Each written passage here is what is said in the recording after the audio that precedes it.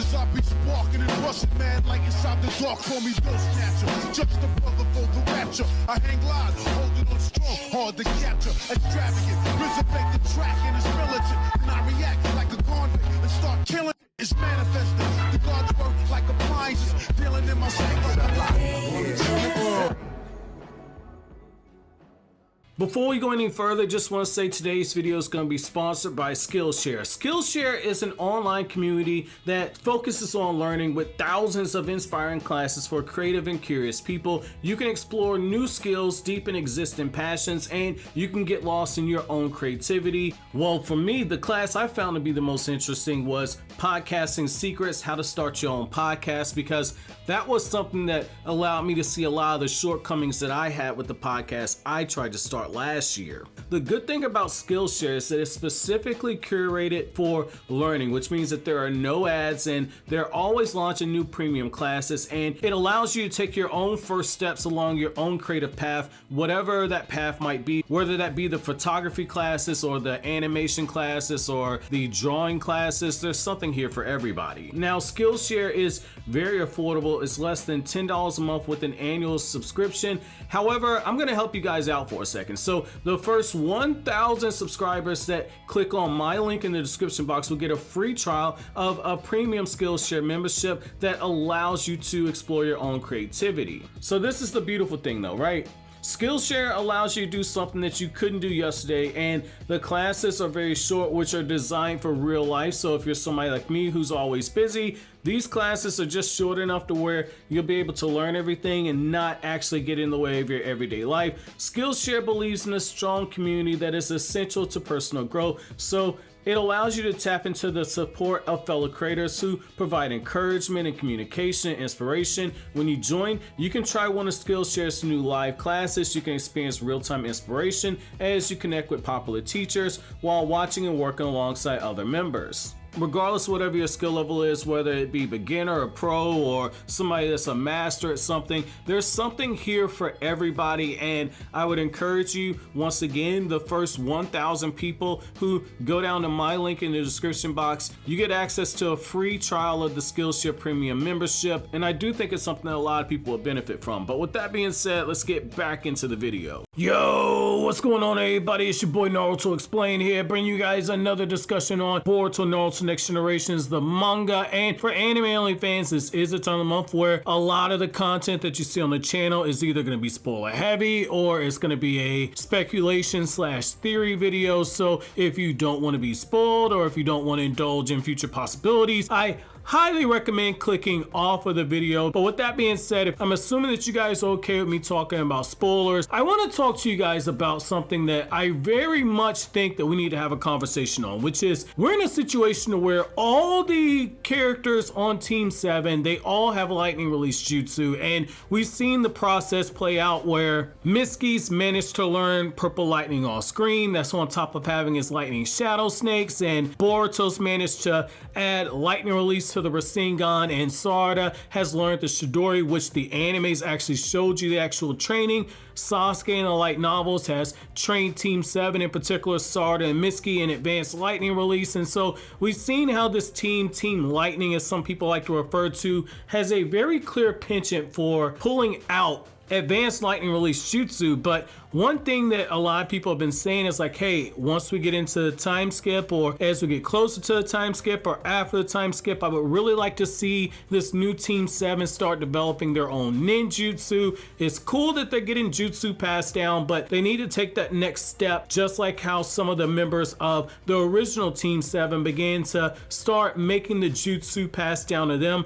making it their own. And I've seen people say like, man, I would really like to see Sarada make an advanced version of Chidori. And I'm gonna say this right here, the way they're setting Sarada up, you guys are thinking way too small brained, okay? You're thinking way too small brained about Sarada making an advanced version of the Chidori. I think that Sasuke has maximized that jutsu, and I'm gonna say we need to have a conversation about Sarada Uchiha actually taking Sasuke's version of Kirin and making something more advanced, because that is a very very underrated and a very underutilized jutsu that Sasuke created himself. Now, I'm not saying that Sarada should learn Kirin and just make a copy of it. That's not what I'm saying. What I'm saying though is that when you look at Masashi Kishimoto, one thing that Kishimoto did very much in the Naruto series is Kishimoto pulled a lot from Japanese mythology. So, or like here in the case of Kirin, that was actually something that was pulled from Chinese mythology. Kishimoto, basically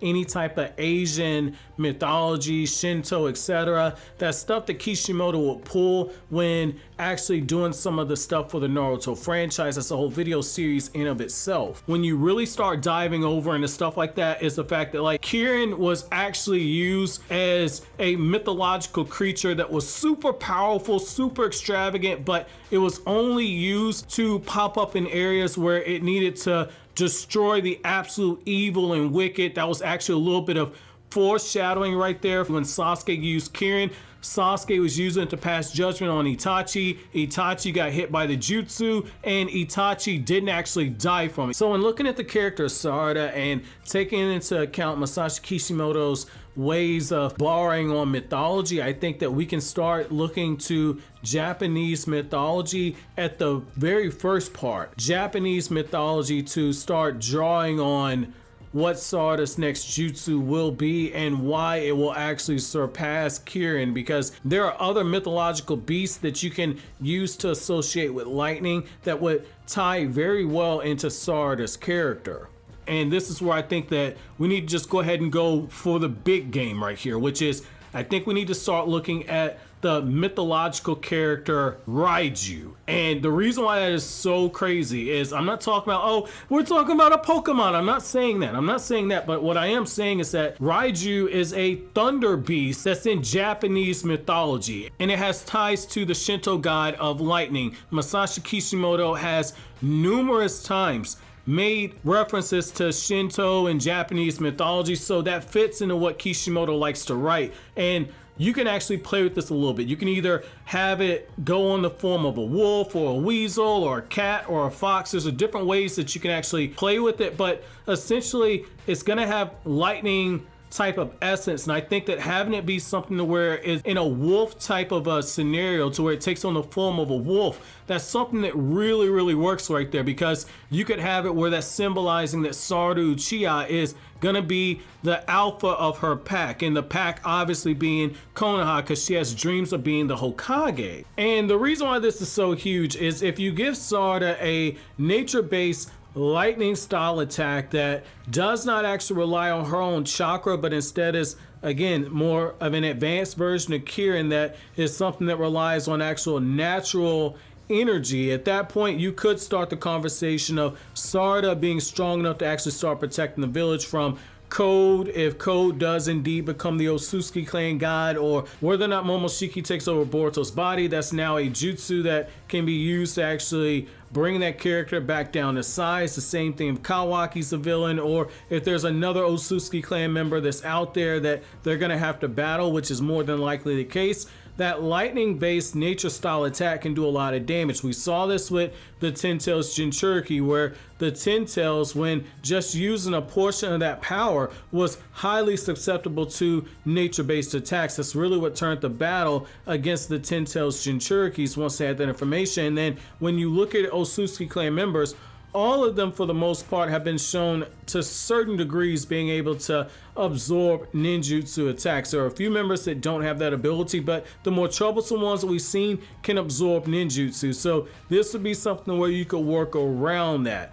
Even with the time travel arc, for all the things that arc has a lot of issues with, one thing you saw was the fact that lightning style nature-based attacks like Kirin did quite a bit of damage to Urashiki during that time. So this could be a good way to actually beef Sarada up, and then when you double down on the mythology, it makes a lot of sense, and here's why. If you stick to what you end up getting with the mythology, that's when you can start having this creature start shooting off lightning bolts and etc. That's one of those things where you can actually start playing around with it. Maybe make one of the jutsu that's used in combination with it named after Raijin, which is the lightning god in Shinto religion. If you look at something like that, that's a good way to actually play out the mythology, because Raiju and Raijin, there's a little bit of mythology that goes hand in hand with both of them. So that would be a good way to actually start playing off the mythology and playing it further, similar to what you had with Tsukiyomi and Amaterasu. That could be something that you use that actually works there to fit into what Masashi Kishimoto likes to do. You're able to continuously start showing the new generation surpassing the old one, while also playing up the whole card when it comes to the actual mythology. And Sarada's got a few tools there, but when you really look at,